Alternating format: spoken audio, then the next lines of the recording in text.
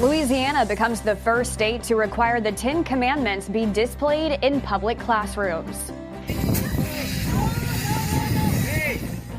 And a prehistoric landmark defaced. We'll tell you why climate activists painted Stonehenge orange.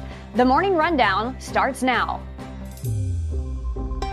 From the Straight Arrow News Studio, bringing the stories that matter to you from across the United States and around the world. This is the Morning Rundown.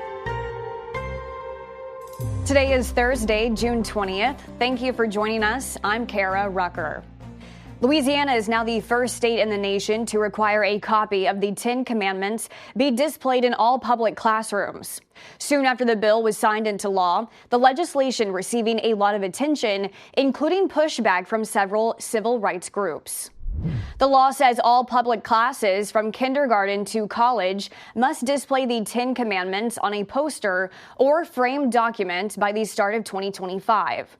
According to the law, the displays will also feature a statement on how the 10 Commandments have been a, quote, prominent part of American public education for almost 3 centuries. Republican Governor Jeff Landry says the law is aimed to bring drastic reform to the education system and common sense back to the classroom. This bill mandates the display of the 10 Commandments in every classroom in public, elementary, secondary, and post-education schools in the state of Louisiana. Because if you want to respect the rule of law, you got to start from the original lawgiver, which was Moses. That's right. Amen. All right. Critics, including the American Civil Liberties Union and the Freedom from Religion Foundation, have vowed to sue, calling the law unconstitutional.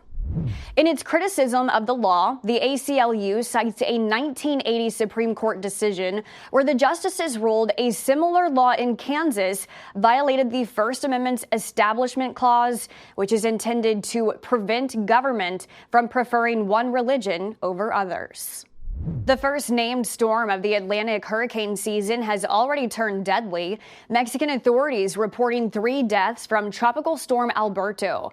Alberto, which is bringing strong winds, heavy rainfall, and some flooding along the coast of Texas and Mexico, is expected to make landfall in northern Mexico early Thursday. Once Alberto hits Mexico, forecasters expect it to weaken rapidly before moving inland. Parts of Mexico are expected to see up to 20 inches of rain with this storm, and the Texas coast could see up to 15 inches. Flooding has already become a problem for coastal areas like Corpus Christi. Texas Governor Greg Abbott has issued a disaster declaration in 51 counties to ensure at-risk regions have the resources and personnel needed to respond to the storm. Power has been almost fully restored in Ecuador after a nationwide blackout left millions in the dark on Wednesday. The blackout affected hospitals, homes, and a major subway system.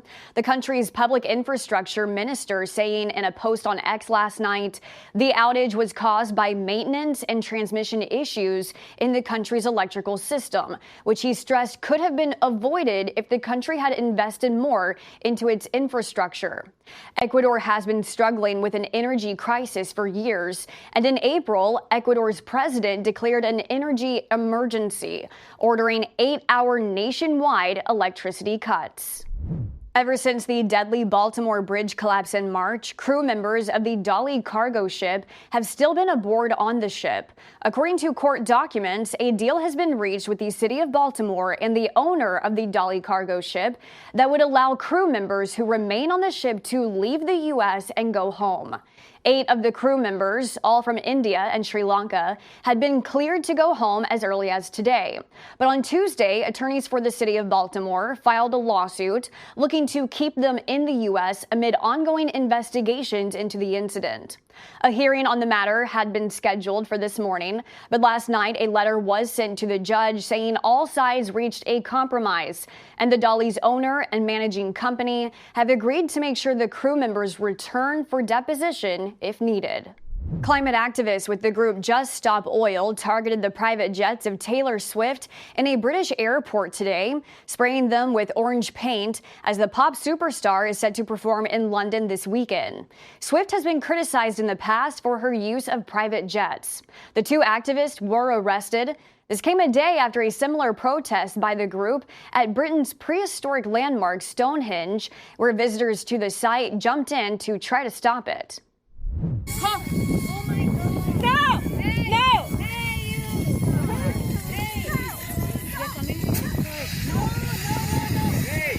Hey!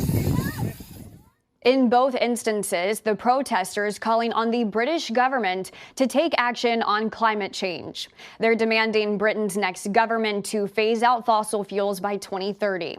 The group said the paint used at Stonehenge was made of an orange cornflower and washes away in the rain. English Heritage, the charity that manages the structure, tells the BBC the paint has already been cleaned off and there appears to be no lasting damage.